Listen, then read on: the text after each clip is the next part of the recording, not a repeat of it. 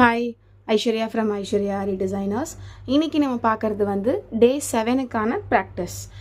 இப்போ already chain stitches த்ரெட்டில் ஜரியில் நார்மல் சூயிங் த்ரெட்லன்னு போட்டு பழகிருப்போம். ஸோ இது எல்லாமே நீங்கள் டெய்லி போட போட பழக தான் உங்களுக்கு வருமே. இப்போ இதுக்கு அடுத்த லெவல் பார்த்தீங்கன்னா நம்ம பீட்ஸ் லெவலுக்கு நம்ம ஸ்டார்ட் பண்ண ஆரம்பிச்சிருவோம். ஸோ இப்போ இங்கே எங்கிட்ட பார்த்தீங்கன்னா நான் நிறைய பீட்ஸ் வச்சுருக்கேன். ஸோ இது எல்லாமே நான் என்னன்றது ஃபஸ்ட் சொல்லிடுறேன். இது பார்த்தீங்கன்னா நம்ம பேர்ல் பீட். இது எல்லாமே 2mm சைஸில் தான் நான் எடுத்திருக்கேன். இதில் தான் நம்ம மோஸ்ட்லி ஆரிக்கு யூஸ் பண்ணுற சைஸஸ். ஒன்று நம்ம 1mm யூஸ் பண்ணுவோம், இல்லைனா 2mm 3mm இது 3 தான் நம்ம அதிகமாக யூஸ் பண்ணக்கூடிய சைஸஸ். நம்ம பார்த்தீங்கன்னா ஸோ 2mm நம்ம மெஜாரிட்டியாக யூஸ் பண்ண ஸ்டார்ட் பண்ணிவிடுவோம். இது பார்த்தீங்கன்னா ரைஸ் பீட்ஸ். இது ரைஸ் பீட் சொல்லுவாங்க, வீட் பீட் சொல்லுவாங்க, இதுக்கு நிறைய பேர் சொல்லுவாங்க. இது நிறைய கலர்ஸும் அவைலபிள் இருக்குது. இது பார்த்தீங்கன்னா நம்ம யூஸ் பண்ணுற பஞ்ச் பீட்ஸு. இது அதை விட பெரிய சைஸில் இருக்க பஞ்ச் பீட்ஸ். இது பார்த்தீங்கன்னா 4mm 5mm ரேஞ்சில் வரக்கூடிய பஞ்ச் பீட்ஸு. இது காப்பர் பீட்ஸு. ஓகேங்களா? இது இல்லாமல் நம்மக்கிட்ட பார்த்தீங்கன்னா ட்ராப் பீட்ஸும் இருக்கும். இந்த ட்ராப் பீட்ஸ் பார்த்தீங்கன்னா நம்ம எல்லா நெக் பேட்டர்னுக்கு நம்ம இதை அதிகமாக நம்ம யூஸ் பண்ணுவோம். ஸோ இது எல்லாத்தையுமே வச்சு எப்படி நம்ம ஸ்டிச் போடலாம் அப்படின்ட்டு நீங்கள் கேட்கலாம். ஃபஸ்ட்டு எல்லாருமே சுகர் பீடில் தானே போடுவோம், நீங்கள் ஏன் எடுத்தோடனே பஞ்ச் பீடு மற்ற பீட்ஸ் எல்லாமே ஸ்டார்ட் பண்ணுறீங்க அப்படின்னு சொல்லி கேட்கலாம். நிறைய பேருக்கு சுகர் பீடில் போடும்போது அந்த பீட் ஹேண்ட்லிங்கிறது வராது. அது என்ன ரீசன்னால்னா சுகர் பீட் ரொம்ப சின்னதாக இருக்கும். ஸோ ஃபஸ்ட்டு நீங்கள் அதை எடுக்கும்போது நிறைய பேருக்கு அது வராது. அதனால் என்ன ஆகும்னா அவங்களுக்கு அது மேலே இருக்கிற இன்ட்ரெஸ்டே போகிறதுக்கான வாய்ப்புகள் இருக்குது. பட் நீங்கள் இந்த மாதிரி பெரிய சைஸ் பீட்ஸில் ப்ராக்டிஸ் பண்ணிவிட்டு அதுக்கப்புறமா நீங்கள் சுகர் பீடில் போகும்போது உங்களுக்கு ஆட்டோமேட்டிக்காக அந்த ஹேண்ட்லிங் வர ஆரம்பிச்சிடும். ஸோ இப்போ பார்த்தீங்கன்னா நான் ஃபஸ்ட்டு ஒரு பவுலில் கொட்டி வச்சுட்டு தான் நான் எடுக்கிறேன். நிறைய பேர் இதை அப்படியே த்ரெட்டோடையே நீங்கள் பஞ்ச் பண்ணி எடுத்துருங்க, அதுதான் ஈஸி அப்படின்வாங்க. அதெல்லாம் நீங்கள் ப்ராக்டிஸ் ஆகி ப்ளவுஸ் எல்லாம் நீங்கள் ஸ்டார்ட் பண்ணும் போது தான் உங்களுக்கு அது ஈஸியாக வரும். அதனால இப்போதைக்கு நம்ம இந்த மாதிரி ஒரு பிளேட்லேயோ இல்லை இந்த மாதிரி ஒரு பவுல்லையோ நம்ம கொட்டி எடுக்கும் போது நம்மளுக்கு அது ஹேண்ட்லிங் ஈஸியாக இருக்கும். ஸோ ஃபஸ்ட்டு ஸ்டார்ட் பண்ணுறவங்க என்ன பண்ணுறீங்க அப்படின்னா ஃபஸ்ட்டு ஒரு பீட் ஸ்டார்ட் பண்ணுங்க, அதுக்கப்புறமா 2 3 அந்த மாதிரி கொஞ்சம் கொஞ்சமாக லோட் பண்ணிட்டு போங்க.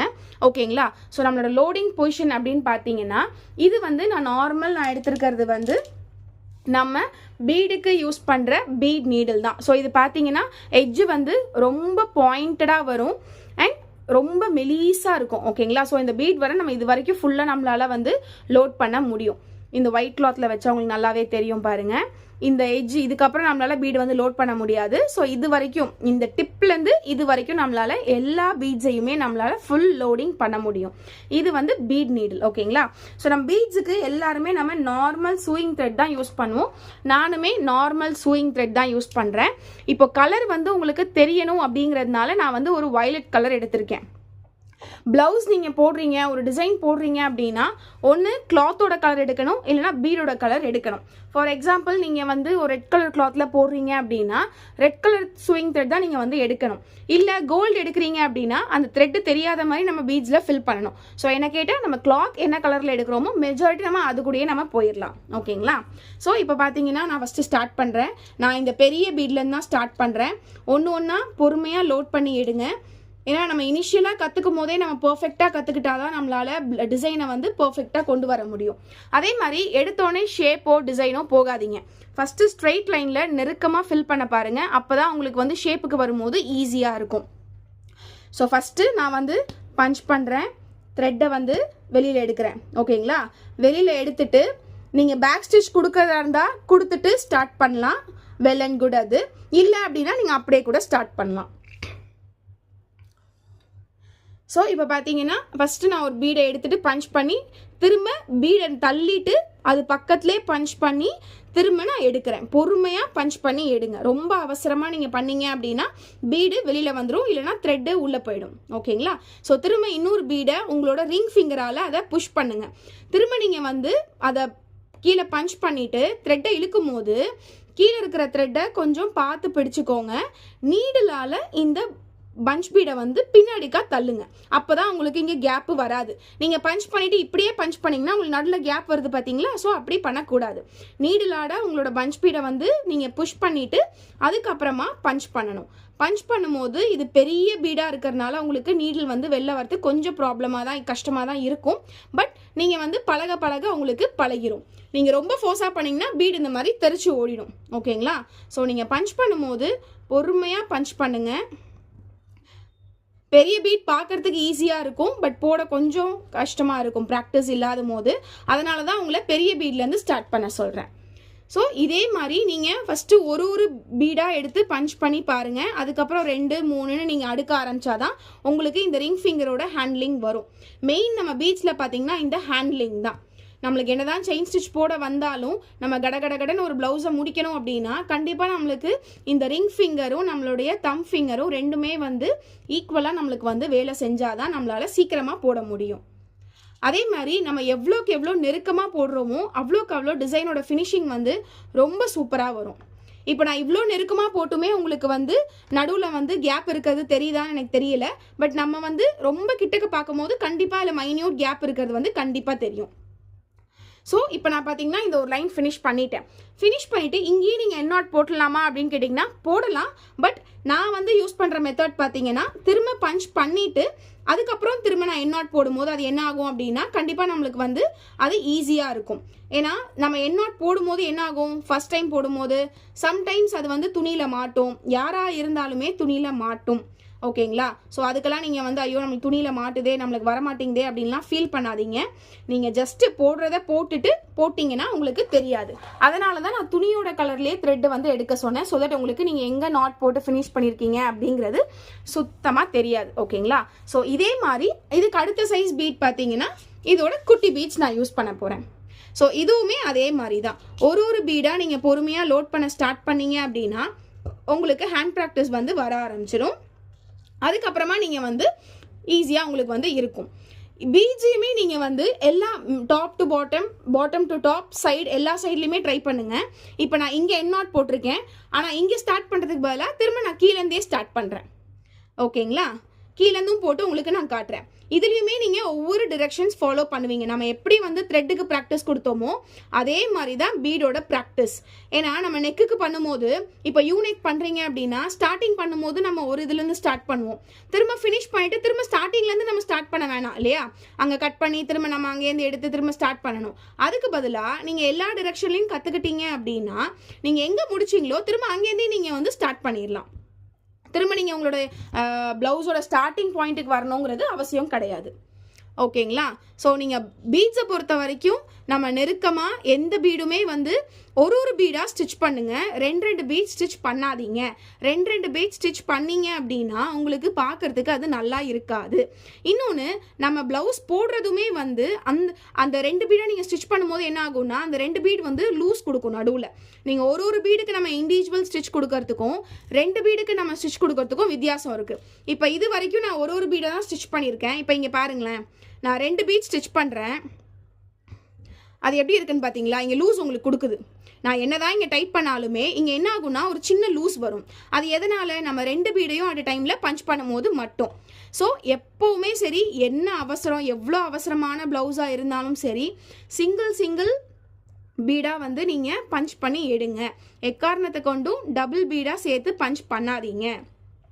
அப்போ ரொம்ப லேட் ஆகுமே சிஸ்டர், என்ன சிஸ்டர் பண்ணுறது அப்படின்னு நிறைய பேர் கேட்பீங்க. லேட்டாக தான் செய்யும். ஆனால் நம்ம வந்து ப்ராப்பராக நம்ம வந்து ப்ராக்டிஸ் பண்ணி நம்ம கற்றுக்கும் போது நம்ம பீட் வந்து ரொம்ப சீக்கிரமாக முடிச்சிடலாம். என்ன கேட்டால் பீடோட டிசைன் தான் நம்ம ஈஸியாக முடிக்க முடியும்.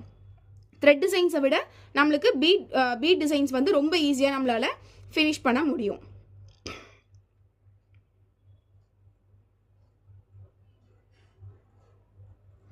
இந்த மாதிரி என் நாட் போட்டு ஃபினிஷ் பண்ணிவிடுங்க. ஸோ இப்போ பார்த்தீங்கன்னா என் நாட் போட்டு இது வந்து ஃபினிஷ் பண்ணியாச்சு. அடுத்தது பார்த்தீங்கன்னா நான் வந்து ரைஸ் பீட்ஸ் போடுறேன். ரைஸ் பீட்ஸ்லையுமே நம்ம வந்து நெக் பேட்டர்ன்ஸ் நம்ம அதிகமாக நம்ம வந்து கொடுக்கலாம். இப்போ பார்த்தீங்கன்னா ஒரு 500 ரூபாய்க்கு ஒரு ப்ளவுஸ் ரேஞ்ச் கேட்குறாங்க, ஒரு 1000 ரூபாய்க்கு கேட்குறாங்க, ஆனால் 1000 ரூபாய்க்கே கிராண்டாக கேட்குறாங்க. அப்படின்னும் போது நம்ம இந்த மாதிரி பீட்ஸை வந்து நம்ம தாராளமாக யூஸ் பண்ணலாம். உங்களுக்கு காஸ்ட்டும் எஃபிஷியண்ட்டாக இருக்கும், உங்களுக்கும் சீக்கிரமாக வேலை முடியும், அவங்களுக்கும் பார்க்குறதுக்கு வந்து ப்ளவுஸ் வந்து ரொம்ப கிராண்டாக இருக்கும். ஸோ இதுலேயுமே அப்படி தான் நம்ம போடும்போது எவ்வளோக்கு எவ்வளோ நெருக்கமாக போட முடியுதோ போடுங்க. கேப்பே இல்லாத மாதிரி போட்டால் தான் உங்களுக்கு ஃபினிஷிங் நீட்டாக இருக்கும். சப்போஸ் ஒரு ஸ்டிச்சாக இருந்தால் கூட அந்த ஒரு பீடு தான் விழுமே தவிர எல்லா பீடுமே மொத்தமாக வந்து விழாது. ஓகேங்களா? ஸோ மேக்ஸிமம் நீங்கள் த்ரெட்டு சூஸ் பண்ணுறது ப்ளவுஸோட கலர்லேயே சூஸ் பண்ணுங்கள். இன்கேஸ் ப்ளவுஸோட கலரே எனக்கு கிடைக்கல அப்படின்ற பட்சத்தில் மட்டும் பீடோட கலர் எல்லோவோ இல்லை வந்து ஒரு மாதிரி மஸ்டர்ட் எல்லோவோ அந்த மாதிரி கலர் சூஸ் பண்ணீங்க அப்படின்னா உங்களுக்கு பெருசாக டிஃப்ரென்ஸ் தெரியாது. பட் டிஃப்ரென்ஸ் தெரிஞ்சுது அப்படின்னா கண்டிப்பாக நீங்கள் வந்து ப்ளவுஸ் கலரை யூஸ் பண்ணுங்கள். ஓகேங்களா? ஸோ நான் சொல்கிறது எப்படி இருக்குது, உங்களுக்கு புரியுதா இல்லையாங்கிறத கமெண்ட் செக்ஷனில் மறக்காமல் கமெண்ட் பண்ணுங்கள். உங்களுக்கு என்ன டவுட்ஸ் இருக்கோ அதுவுமே கேளுங்க. நான் கண்டிப்பாக அடுத்தடுத்த வீடியோஸில் உங்களுக்கு நான் வந்து அதை வந்து எக்ஸ்பிளைன் பண்ணுறேன். ஆன்லைன் கிளாஸ் ஆஃப்லைன் கிளாஸ் ரெண்டுமே நான் வந்து கண்டக்ட் பண்ணிட்டு தான் இருக்கேன், back to back classes. Even ஒருத்தர் வந்து நீங்கள் சேரணுன்னா கூட தாராளமாக சேரலாம். அந்த ஒரு பர்சனுக்காக வேண்டியும் கண்டிப்பாக நான் வந்து கிளாஸ் எடுக்க தான் செய்வேன். ஒருத்தர் தானே சேர்றீங்க, ஒரு பேட்சில் இத்தனை பேர் அப்படிலாம் கிடையாது. என்னோட கிளாஸை பொறுத்த வரைக்கும் இண்டிவிஜுவல் அட்டென்ஷன் கண்டிப்பாக எல்லாருக்குமே உண்டு. நீங்களே ஆரி போடலனாலும் ஏன் போட மாட்டேங்கிறீங்கன்றத கேட்குற அளவுக்கு தான் நான் வந்து என் ஸ்டூடெண்ட்ஸ் வந்து நான் பார்த்துட்ருக்கேன். ஸோ நீங்கள் வந்து தாராளமாக என்னோடய கிளாஸில் வந்து சேருங்க. எப்படி இருக்குன்றதை நீங்கள் வந்து சொல்லுங்கள். இல்லையா இப்போது வந்து நிறைய பேர் இருக்கிற டவுட்ஸுக்கு வந்து கண்டிப்பாக நீங்கள் வந்து ஒரு ட்ரையல் கிளாஸ் மாதிரி கூட நீங்கள் எங்கிட்ட ஜாயின் பண்ணிக்கலாம். ஒரு நாள் நான் சொல்லிக் கொடுக்குறது எப்படி இருக்குன்றதை பார்த்துட்டு கூட நீங்கள் வந்து ஜாயின் பண்ணிக்கலாம். ஓகேங்களா? ஸோ இப்போ பார்த்தீங்கன்னா அடுத்தது பேர்லில் வந்து நான் ஸ்டார்ட் பண்ணுறேன். எதுக்கு மேம் நீங்கள் எல்லா இதுலேயுமே நீங்கள் போடுறீங்க அப்படின்னு கேட்டிங்கன்னா, இது எல்லாமே நம்ம வந்து ஆரியில் யூஸ் பண்ணுவோம். யூஸ் பண்ணுறதொட்டி தான் நான் வந்து உங்களுக்கு எல்லாத்துலேயுமே நான் சொல்லித்தரேன். ஏன்னா ஒரே ஒரு பீடை வச்சு சொல்லிட்டு இதே மாதிரி தான் எல்லா பீடும் போடணும் அப்படின்னு சொன்னால் கண்டிப்பாக ஒருத்தருக்கு புரியும், ஒருத்தருக்கு புரியாது. ஸோ எல்லா பீஜையுமே நம்ம எப்படி போடுறோம் அப்படிங்கிறத பொறுத்து தான் நம்ம வந்து ஒரு ப்ளவுஸை நம்ம வந்து ரெடி பண்ணுறதுல இருக்குது. ஸோ நீங்கள் வந்து என்ன பண்ணுங்கள், ஃபஸ்ட்டு பீட் வந்து ப்ராக்டிஸ் பண்ணுங்கள். எல்லா சைட் நம்ம எப்படி வந்து செயின் ஸ்டிச் வந்து த்ரெட்டில் ப்ராக்டிஸ் பண்ணமோ அதே மாதிரி எல்லா சைட்லேயுமே நீங்கள் வந்து ப்ராக்டிஸ் பண்ணி போடுங்க. போட்டிங்கன்னா கண்டிப்பாக உங்களுக்கு வந்து ப்ராக்டிஸ் ஆக ஆரம்பிச்சிடும். உங்களுக்கும் வந்து நல்ல வந்து டிஃப்ரென்ஸ் உங்களுக்கு தெரியும். இப்போ அடுத்தது அப்படி பார்த்தீங்கன்னா நான் வந்து ட்ராப் பீட்டில் போடுறேன். இது பார்த்தீங்கன்னா ட்ராப் பீட் சொல்லுவாங்க, கோதுமை பீட் சொல்லுவாங்க. இதுக்குமே வந்து ஒரு ஏரியாவில் நிறைய பேர் இருக்குது. ஸோ உங்கள் ஏரியாவில் என்ன பேர் இதை வைக்கிறீங்க அப்படிங்கிறது எனக்கு வந்து கமெண்ட் பண்ணுங்கள் மறக்காமல். ரைஸ் பீடுக்கும் இங்கே கிடைக்கிற வீட் பீடுக்கும் நீங்கள் என்ன பேர் வைக்கிறீங்க, இல்லை உங்கள் ஏரியாவில் இது என்ன இதில் விற்கிறாங்க, என்ன பேர் சொல்லி விற்கிறாங்கங்கிறத மறக்காமல் கமெண்ட் பண்ணுங்கள். நானுமே அதை தெரிஞ்சுக்கிறேன். ஓகேங்களா? ஸோ எண்ணாட் போடும்போது கவனமாக போடுங்க. ஓகேங்களா? ஸோ இப்போ இது பார்த்தீங்கன்னா பீட்டில் கம்ப்ளீட் பண்ணிட்டேன். இப்போ அடுத்தது பார்த்தீங்கன்னா நம்ம வந்து சுகர் பீட்டில் வந்து நம்ம வந்து போடுவோம். சுகர் பீட்லன்னு பார்த்தீங்கன்னா சேம் நம்ம வந்து லோடிங் பண்ணிட்டு தான் நம்ம வந்து போடுவோம். ஸோ இப்படி நீங்கள் லோட் பண்ணும்போது உங்களுக்கு நிறைய பீட்ஸ் வந்து லோட் ஆகும். இதுவுமே பார்த்தீங்கன்னா இனிஷியலாக போடும்போது நீங்கள் ஒரு பீடாக போடுங்க. ஓகேங்களா? ஸோ இப்போ நான் இங்கே போடுறேன். ஒரு பீடாக பஞ்ச் பண்ணி போடுங்க. அப்போ தான் உங்களுக்கு வந்து டிஃப்ரென்ஸ் தெரியும். நீங்கள் ஃபஸ்ட் டைம் போடுறீங்க, இதுதான் ஃபஸ்ட் டைம் நான் ஆரியே போட போகிறேன் அப்படின்னா கண்டிப்பாக உங்களுக்கு கேப் வரதான் செய்யும் நீங்கள் ஃபஸ்ட் டைம் போடும்போது. பட் நீங்கள் கவலையே படாதீங்க. நீங்கள் உங்களை நம்பி நீங்கள் போடுங்க. நீங்கள் போட ஆட்டோமேட்டிக்காக உங்களுக்கு வந்து நீங்கள் செகண்ட் டைம் போடும்போது நீங்கள் முதல்ல போடுறதை விட கம்மியாக தான் கேப் வரும். திரும்ப அடுத்த வாட்டி போடும்போது கேப் இல்லாமலே வரும். ஸோ நீங்கள் ஒரு 2 to 3 டைம்ஸ் நீங்கள் போட்டு ப்ராக்டிஸ் பண்ணிட்டீங்க அப்படின்னா கண்டிப்பாக உங்களுக்கு கேப்ஸ் வந்து வரவே வராது. அண்ட் சுகர் பீடை பொறுத்த வரைக்கும் ஒரு ப்ளஸும் சரி மைனஸும் சரி என்னன்னா, நீங்கள் வந்து பீட் வந்து சீக்கிரமாக லோட் பண்ணி நம்மளால் போட முடியும். அட் த சேம் டைம் நம்ம வந்து ஸ்ட்ரைட் லைனில் ஃபில் பண்ணுறோம், லைக் நான் ஒரு பார்டர் தான் கொடுக்க போகிறேன், ஒரு லைன் மட்டும் தான் கொடுக்க போகிறேன் அப்படின்னா நீங்கள் வந்து 2 பீட் பஞ்ச் பண்ணி யூஸ் பண்ணிக்கலாம். அட் த சேம் டைம் 2 பீட் நீங்கள் வந்து போட்டுக்கலாம். இல்லை நான் வந்து டிசைன் கொடுக்குறேன், ஒரு திலகம் ஷேப் கொடுக்குறேன், ஒரு என்ன சொல்ல ஒரு ஃப்ளவர் ஷேப் கொடுக்குறேன் அப்படின்னா கண்டிப்பாக நீங்கள் வந்து சிங்கிள் பீட் ஸ்டிச்சாக மட்டும்தான் கொடுக்கணும். டபுள் பீட் ஸ்டிச் கொடுக்கவே கூடாது. உங்களுக்கு ஷேப் வந்து கண்டிப்பாக ஒழுங்காக வரவே வராது. ஓகேங்களா? ஸோ இப்போ இங்கே பார்த்தீங்கன்னா நான் வந்து 2 தான் நான் ஸ்டிச் பண்ணியிருக்கேன். உங்களுக்கு முன்னாடிக்கும் இதுக்கும் டிஃப்ரென்ஸ் அவ்வளோவா தெரியாது. ஆனால் இதே நான் 3ஆவது ஸ்டிச் பண்ணும்போது என்ன ஆகும், அவசரத்தில் நம்மளுக்கு டைம்லாம் இல்லைப்பா சீக்கிரம் முடிச்சு கொடுத்தா போதும் அந்த ப்ளவுஸ் அப்படின்னு சொல்லி நான் 3ஆ போட்டேன்னா நீங்களே பாருங்கள். நான் இங்கே எண்ணாட்டும் போட்டு காமிச்சிடுறேன் உங்களுக்கு. ஸோ எண்ணாட் போட்டுட்டு நான் இப்போ இந்த பீட் இங்கே உள்ள கேப் விடுறேன். இந்த பீட் நகர்றது உங்களுக்கு தெரியுதா? இங்கே பாரு, இது நகர்றது உங்களுக்கு தெரியுதா உங்களுக்கு? ஸோ இந்த மாதிரி இருக்கிறதுக்கும் இது உங்களுக்கு நகருதா பார்த்தீங்களா? நகராது. ஆனால் இது உங்களுக்கு ஷேப்பே மாறுது. ஸோ எக்காரணத்தை கொண்டும் 3 பீட் சேர்த்து போடவே போடாதீங்க. போடுறீங்க அப்படின்னா சிங்கிள் பீட் பஞ்ச் தான் எப்போவுமே நம்ம வந்து போடணும். இல்லை நான் ஸ்ட்ரெயிட் லைன் மட்டும்தான் போடுறேன், எனக்கு வந்து அங்கே டிசைன்ஸ் வரலை, எனக்கு கர்வ்ஸ் எதுவுமே வரலை அப்படின்ற பட்சத்தில் மட்டும்தான் நீங்கள் வந்து 2 பீட் சேர்த்து நீங்கள் வந்து போட்டுக்கலாம்.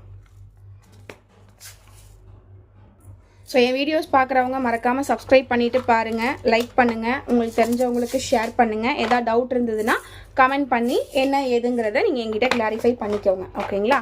ஸோ இன்றைக்கி டே 7ஓட பீட் ஸ்டிச் வந்து முடிஞ்சுது. நெக்ஸ்ட் வீடியோவில் உங்களுக்கு டே 8ஓட கிளாஸ் பற்றி நான் எக்ஸ்பிளைன் பண்ணுறேன். தேங்க்யூ.